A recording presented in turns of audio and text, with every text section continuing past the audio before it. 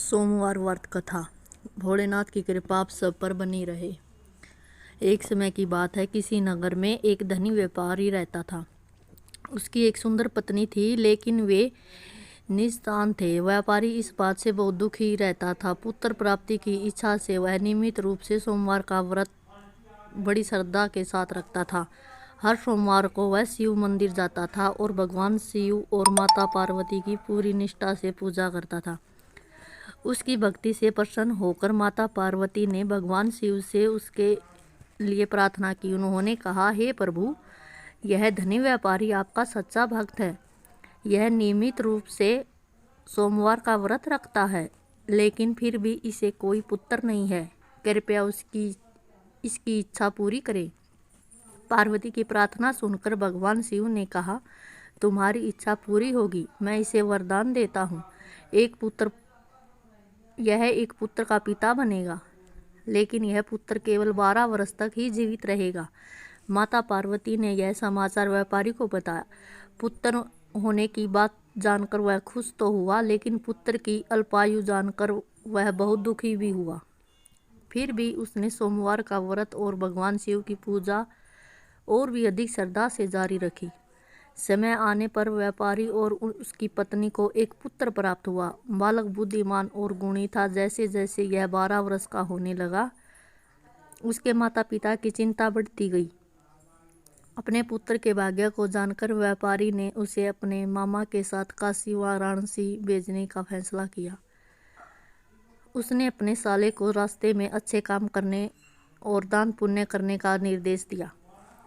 यात्रा करते समय वे विभिन्न स्थानों पर रुके, धार्मिक सभाएं आयोजित की, वस्त्र वितरित किए और ब्राह्मणों को भोजन कराया। एक दिन वे एक राज्य में रुके। उस राज्य के राजा ने अपनी बेटी का विवाह करने का निर्णय लिया था। जब राजकुमारी ने व्यापारी के पुत्र को देखा तो वह उसके आकर्षण से मोहित हो गई और उससे विवाह करना चाहती थी। उसके माता पिता को भी वह एक योग्य वर लगा। हालांकि शादी की तैयारियों के दौरान यह पता चला कि राजकुमारी के लिए पहले चुना गया दूल्हा एक आंख से अंधा था। राजा दुविधा में पड़ गया। अपने मंत्रियों की सलाह पर उसने व्यापारी के पुत्र से अपनी बेटी से विवाह करने का अनुरोध किया। व्यापारी के पुत्र ने सहमति दे दी और उनका विवाह हो गया। विवाह के बाद व्यापारी का पुत्र काशी की ओर अपनी यात्रा जारी रखी। जैसा कि भाग्य में लिखा था, जिस दिन यह 12 वर्ष का हुआ वह बीमार पड़ गया और उसकी मृत्यु हो गई। उसकी नवविवाहिता पत्नी का दिल टूट गया और वह अपने भाग्य पर विलाप करने लगी।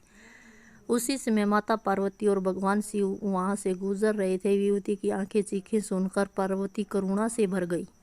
उन्होंने भगवान शिव से लड़के के प्राण वापस लौटाने के लिए कहा।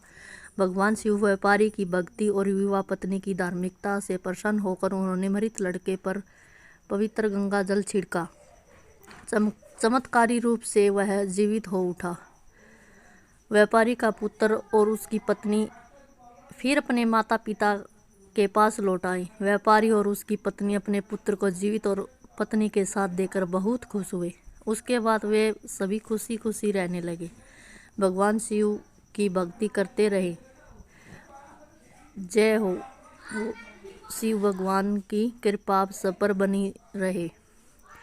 कथा का महत्व है कि यह कथा आस्था और भक्ति की शक्ति पर जोर देती है, खासकर भगवान शिव के प्रति। यह दर्शाती है धार्मिक प्रथाओं का पालन करते रहें।